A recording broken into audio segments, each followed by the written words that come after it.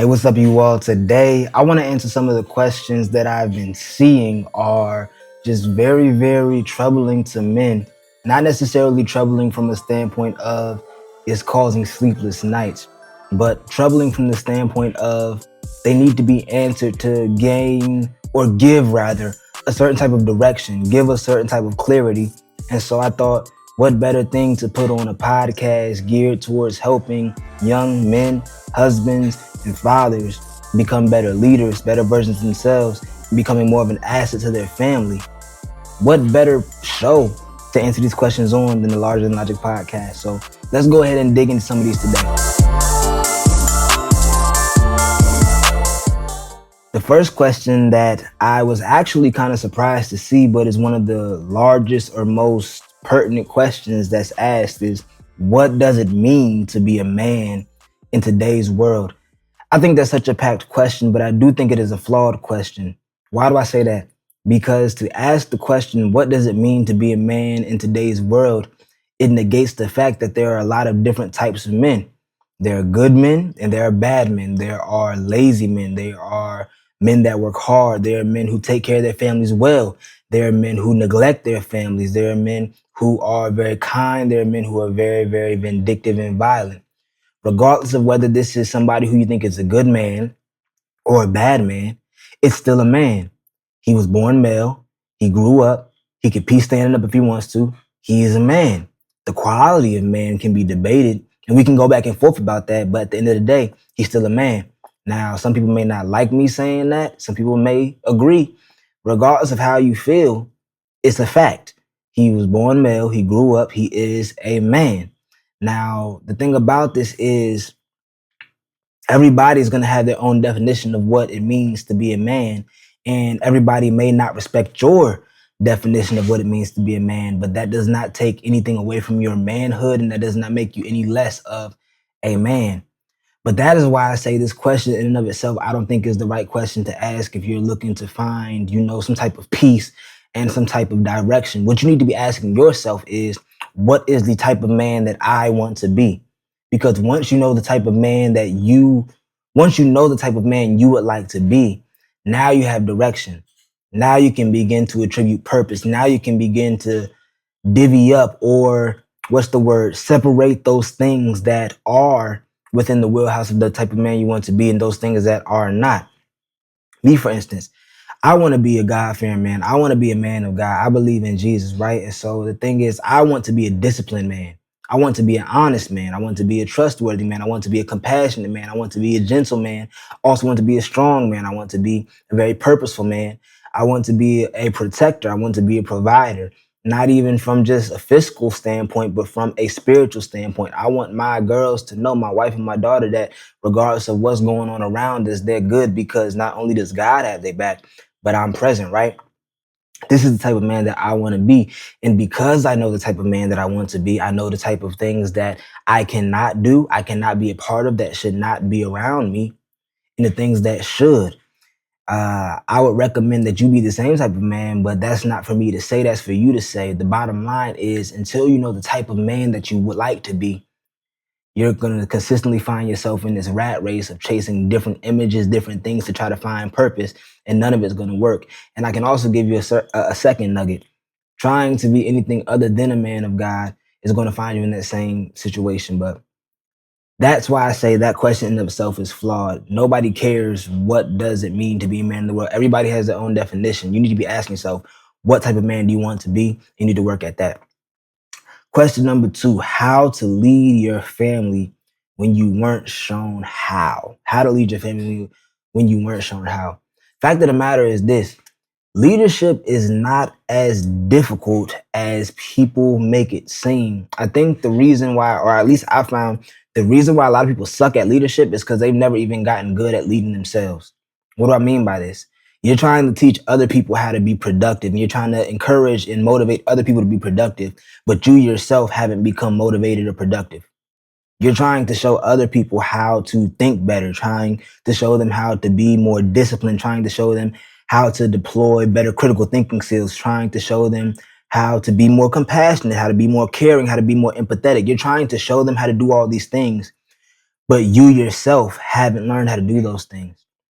It's a cognitive dissonance. You cannot teach somebody else or lead somebody else to do something that you yourself have not done, to do something that you yourself do not do. It does not make sense. And so if somebody's asking the question, or you asking the question, how to lead your family when you weren't shown how to, start by learning how to lead yourself. Start by cracking some of your own code. Start by putting yourself on a trajectory consistently.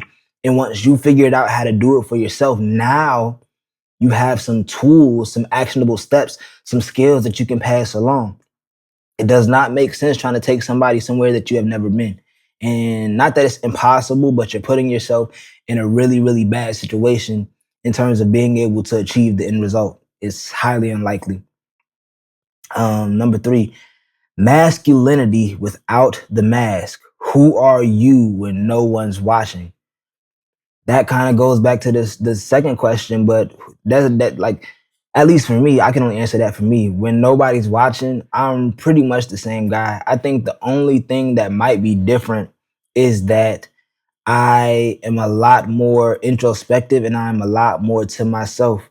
But in terms of me having these conversations with myself, it's the same. In terms of me still trying to grow and learn, it's the same. If I was to go to my YouTube history right now, you would literally see sermons, you would see worship music, but then you would see podcasts about business, podcasts about personal development, podcasts about psychological principle, podcasts about all of these different things, because that's what I consume. That's what I'm interested in. I'm interested in becoming a better version of myself and helping my family do the same and my friends do the same. That's what I'm about. Now, the question to you would be the same, is that, are you living out loud the person that you truly are? Or are you only who you are when nobody's watching? Do you put on a mask and do you try to fake and try to be a different person when people are watching? I've been there before. I've lived completely and totally in insecurity, and that mess sucked. And I would never ever put myself back into that cage. And I highly, highly suggest and advise to you that you should get yourself out of that cage. But nonetheless, I'm the same person you see, and anybody who's known me for a while, if you follow me on Instagram for a while, you've seen my progression when I've been trying to go and produce music. And I did good with producing music, engineering. I did good with engineering, all these different things, but it was not my calling. I was trying to make myself fit into a box that I was talented in, and trying to make myself fit into a box that people told me I should fit into. Do I still love that stuff? Yes. Would I still do it for like maybe some side bread and just to help people for the love of the culture? 120,000%. But is that my calling? Is that what I'm interested in terms of what I wake up and go to sleep thinking about? No. What is that thing? It is, first of all, making sure that I'm becoming the person that God had me be. And then, second of all, making sure that I'm a person that can actually take my girls from where they are right now to where they need to be. That's what's on my mind. That's what I'm thinking about. That's how I'm rocking. I don't care who I'm talking to. I don't care what room I'm in.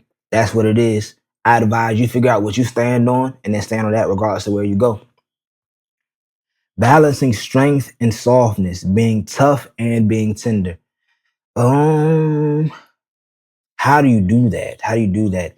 To be honest, I really think that this is a conversation of where you are in your emotional intelligence, right?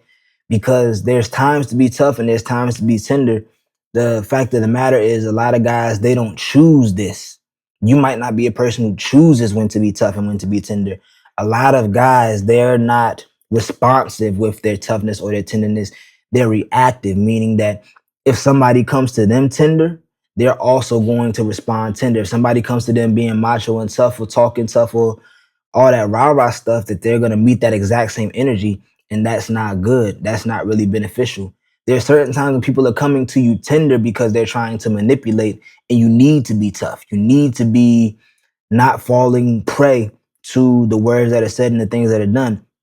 There's other times when people come at you with all that rah rah stuff. They're trying to be very tough, trying to be very, very intimidating in a sense. But all they really need is tenderness, love, and compassion. And you need to be able to see the difference to be able to sift. That's where wisdom comes in. We was talking about that on Instagram this past week. I believe it's Matthew chapter 10, verse 16, when he's sending the apostles out. He says, hey, you are going to be like sheep among wolves. He says, be wise as a serpent but be gentle as a dove. Don't give anybody a foothold. Don't give anybody a reason to accuse you. Don't give anybody a reason to take you and smear your name, right?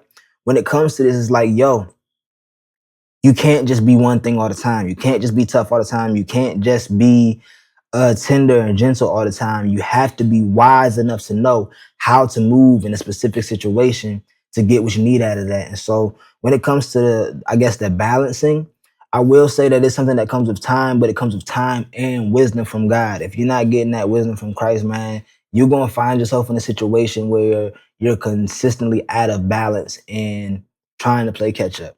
That's just my 2 cents. Father wounds and the silent struggles of manhood.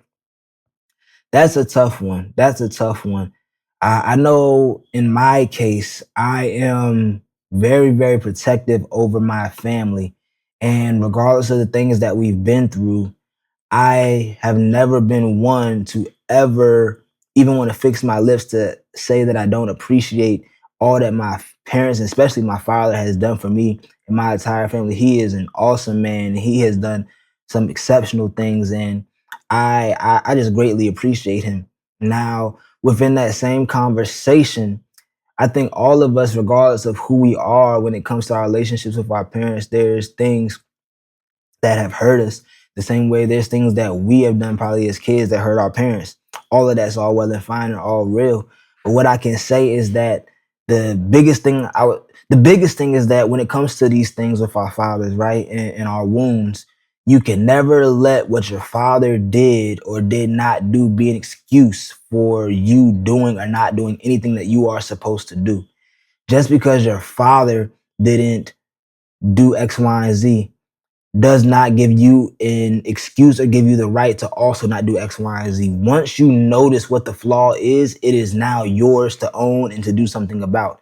Once you realize where the gap was, now it's your job to do something about that. And if you don't, that's 120% on you. Now, a large part of this does come through healing.